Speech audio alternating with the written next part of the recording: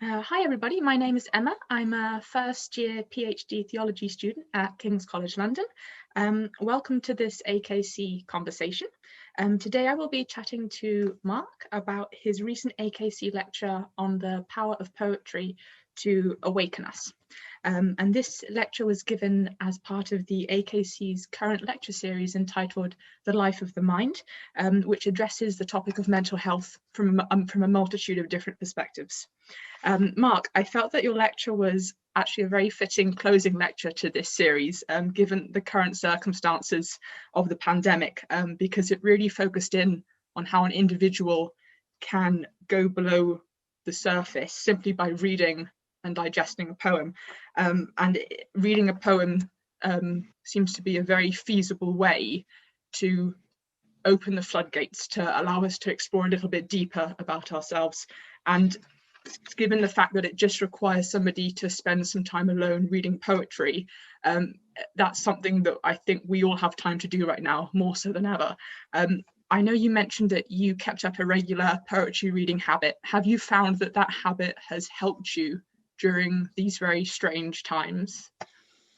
Absolutely. In fact, I'd say I probably wouldn't have got through them probably without, saying to myself at least 20 minutes poetry a day. Right. I think lives have become, if I can put it this way, very prosaic at the moment. Very humdrum, desperate for more experience. And of course, the wonderful thing about a poem is that whereas we often spend our conscious lives so often avoiding our experiences because they're too traumatic or painful or we're too distracted, actually a poem helps you arrive in your experience rather than avoid it. And so, of course, a very rich inner life can be prodded by a poem. And, at the moment, we need all the inner life we can get. Absolutely. Yeah, indeed. I wonder as well, did you have any specific favorite authors that you were drawn to during these strange times? Authors that gave you a particular sense of comfort, or poems that you actually reread because they were so rich in what they were able to give you? Well, strangely, I found myself drawn quite a lot to Mary Oliver, Right. who is an American poet who died quite recently, actually. Mary Oliver is somebody whose work I've, gone in and out of and enjoyed, but it's never really been, part of the baggage that I would, carry around with me all the time. But there is something about Mary Oliver's wonder of the miracle of the moment, and of asking you to distill the sense of the present, as it were, to look for the treasure that's buried right now. And she can see it, particularly for her, in the beauty of the natural environment. But of course, that is often a metaphor for the wildlife that's within us. Right. I see. And I found both the sort of the pleasure and the awe of the environment, which actually is something that's happened to me over the last few months, is I've discovered, oh my goodness, we're on a planet, and there are other things sharing it with us. That's all come home to me much more intensely. So I'm not surprised I've been drawn to Mary Oliver. Right. Oh, fantastic.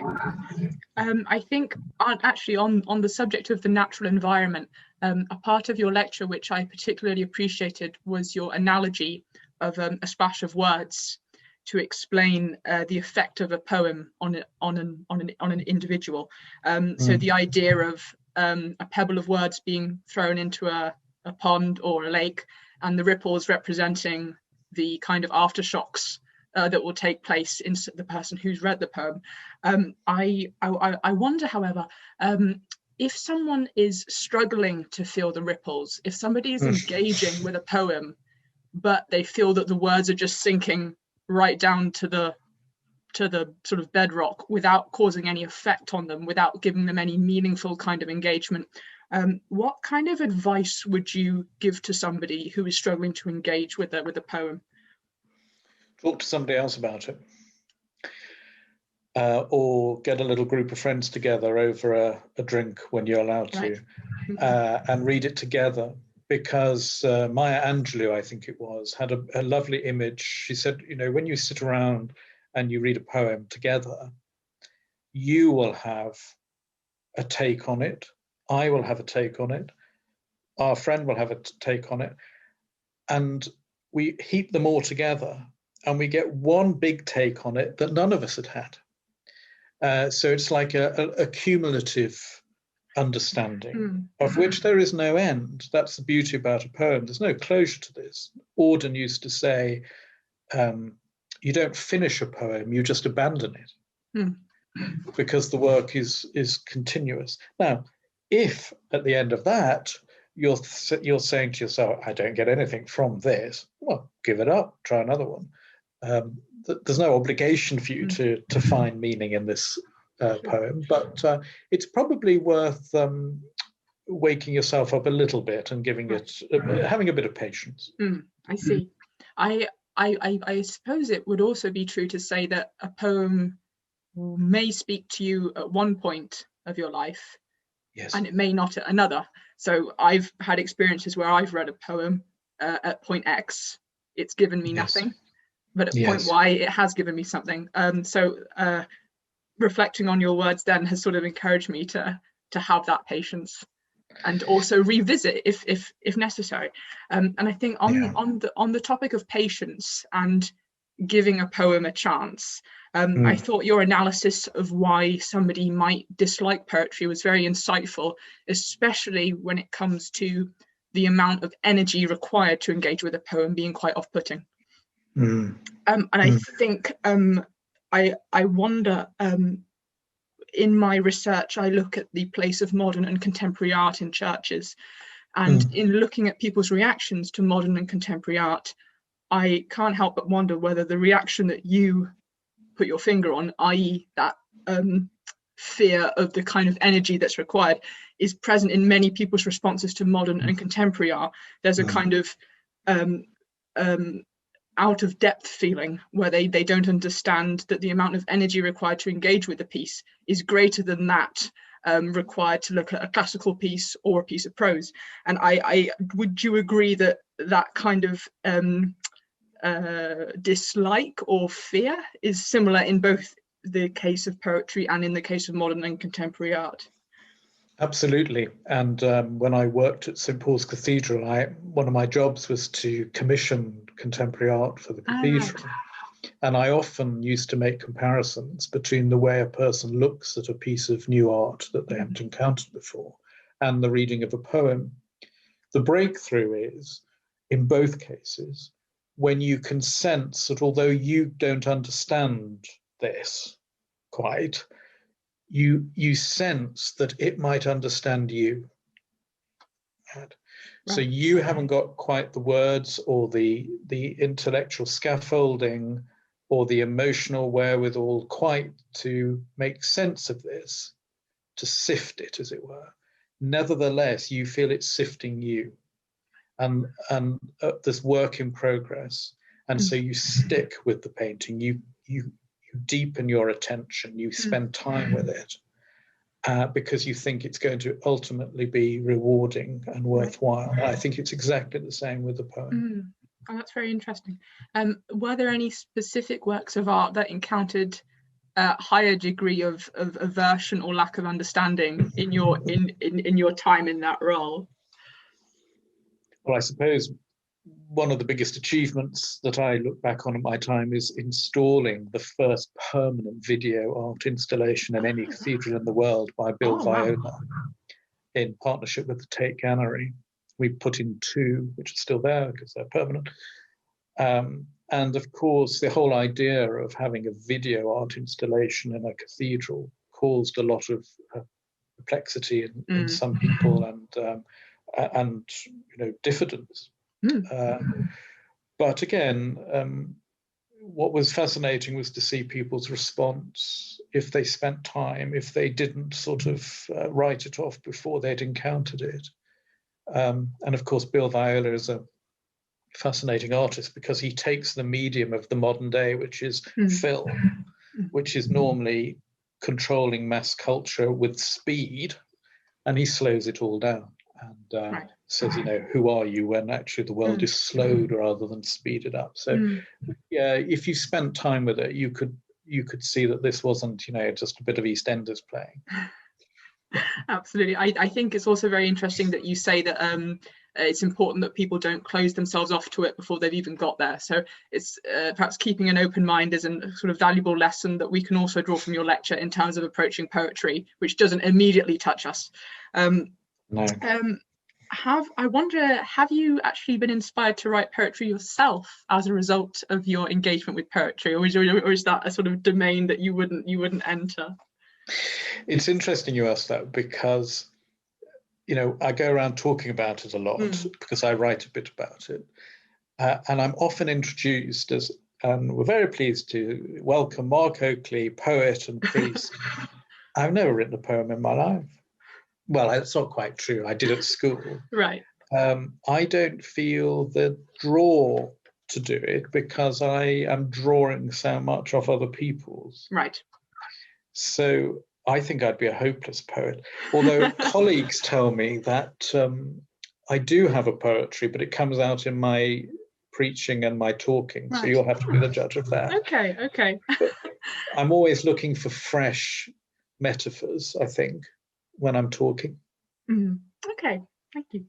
I know that you also mentioned in your lecture the book The Poetry Pharmacy by William Sieghart. I actually received that book as a gift a few years ago, and I remember that when I received it, the way that it was framed, the way that the poems were presented, made me realize for the first time that poetry could have a therapeutic role. And so that was a sort of light bulb moment for me. And it did make me reflect, though, whether as a society we tend to over-medicalize feelings. And I'm thinking about this in relation to another lecture that was given to us as part of this AKC series by Professor Nicholas Rose, who spoke about the concept of mental health. And his lecture was sort of located within the school of thought that wants to stop this medicalization of normal feelings, that wants to stop calling sadness depression straight away. And so the way the Poetry Pharmacy frames the poems as sort of cures to feelings, it sort of reminded me of this over-medicalization trend. And is it perhaps correct, in your opinion, or perhaps interesting, to say that we should view poems as opportunities to explore feelings rather than as cures? I wondered if you had any thoughts about that. No, I couldn't agree with you more about that. I think that's. I think I quoted in the lecture that I gave as part of this series that Wallace Stevens, the American poet, said we ought to like poetry the way children like snow.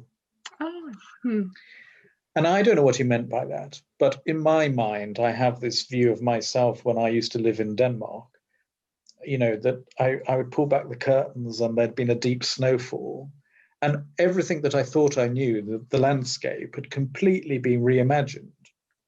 And I sort of ran out into it because it was exciting. And I had to sort of make a new pathway, and I could see my own breath, and it's wonderful, that warm chill of the snow.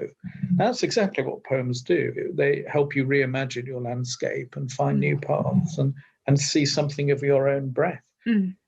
Now, I don't know whether Wallace Stevens meant any of that, but that's what it does to me in my vision.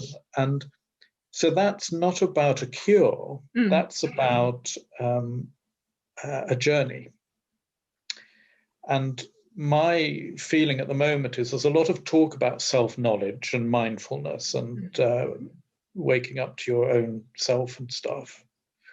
But quite often, what we're calling self-knowledge in those instances is actually a deeper awareness of what you might call your day-to-day ego self.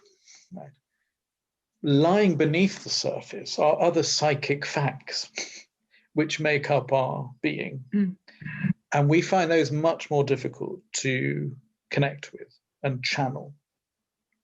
And so they have to fight for attention. They come out in your sleep. They come out in your fears and your projections, but they're there, and they're just waiting for you to wake up to them.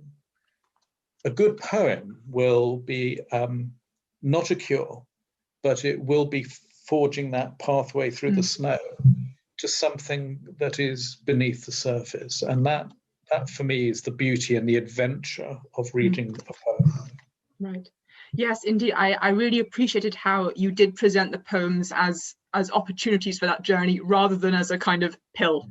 I found that aspect of your lecture very, very interesting and also needed, I think, in these times. Got too many pills as it is, I think. Yeah, exactly. I think also when you talk about the focus on mindfulness today and other meditative practices, as a personal sort of story, I found that trying to engage with those meditative practices a little tricky, given if I didn't have sufficient material to work with. So I sort of sitting down and just trying to do it without any help or without any kind of material to work with was very tricky. And I think perhaps incorporating a sort of poetry reading could actually be a nice way to help me make that step from normal life to a more meditative state. And so yeah, maybe mindfulness and poetry could actually be quite nice companions to help people towards a calmer state.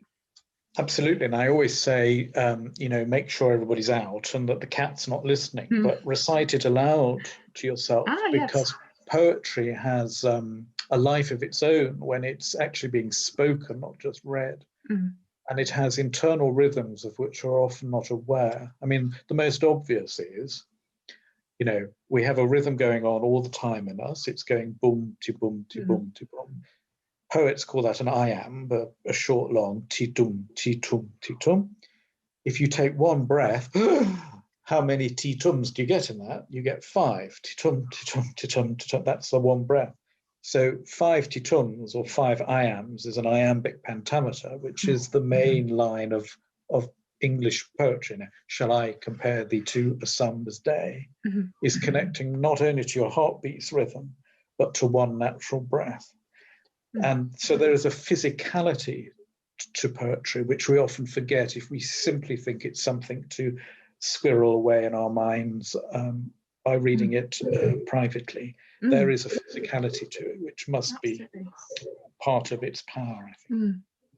And also, I think on the topic of musicality, when you spoke of poetry having a sixth sense, I think it was, you said that it brings to the surface more intuitive parts of us.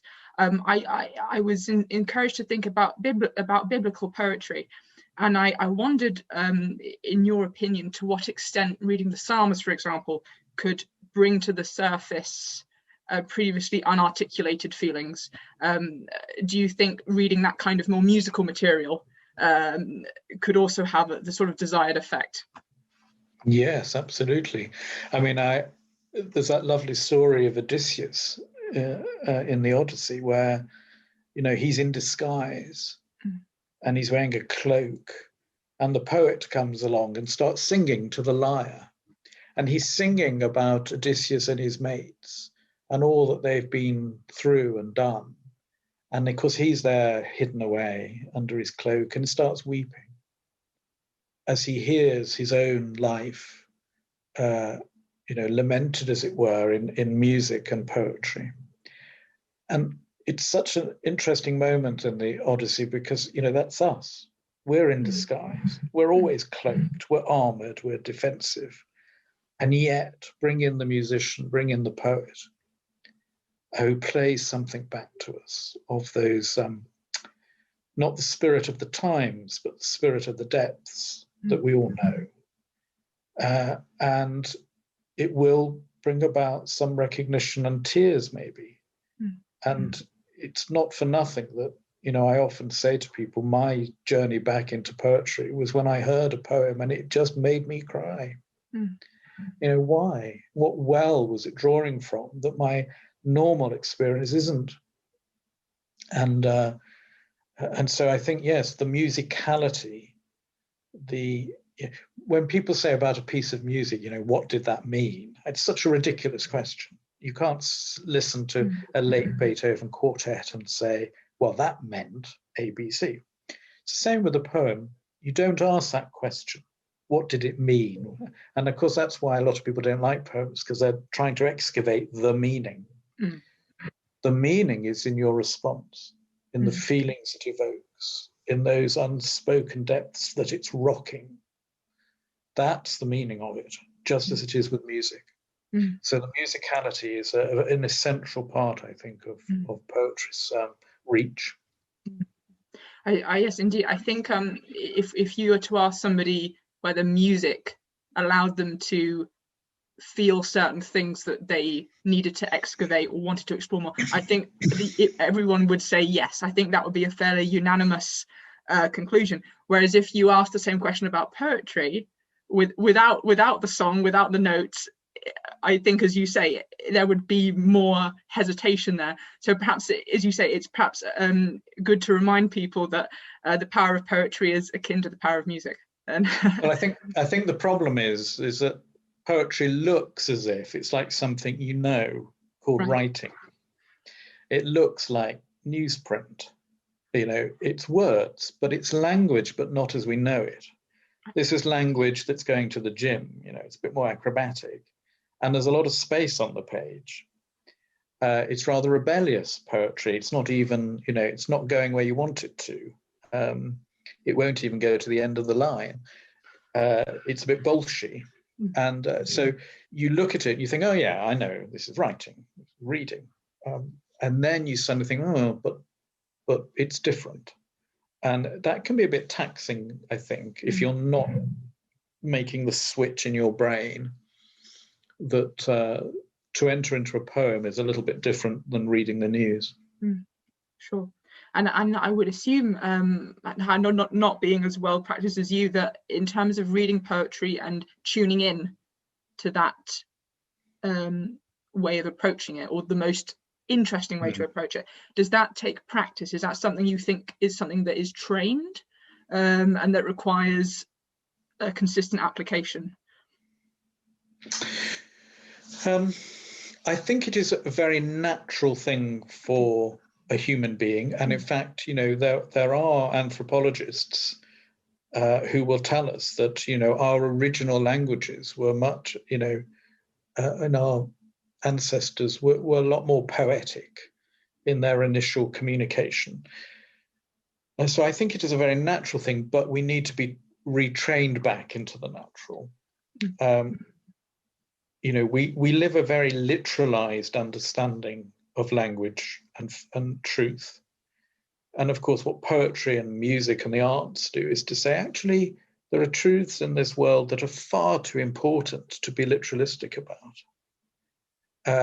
So bring on the poet, bring on the dancer, bring on the musician, because they are helping us excavate, as I say, these truths which are more important than literalism can deal with. And as a theology student yourself, you'll know the enormous power of myth, for instance, in that way. Myth is not about what happened, but what happens within us. Yes, I think it is a business of trying to make the switch in your head, to relax into the difficulty, and to somehow be a lot more appreciative of ambiguity. Right. Yeah, I think indeed, I think the call to sort of bring on the dancers and bring on the arts is very much appreciated during these times, and I think a lot of people have newfound respect for that part of society, given its ability to give us comfort and strength in these times. So I fully agree with that call. Well, I'd like to make the argument that they are key workers as well. Right. Yes. I would support you on that. Great. Well, thank you very much, Mark, for your time. It's been great to chat to you. Not at all. And it's been a real pleasure. Thank you. Thank you.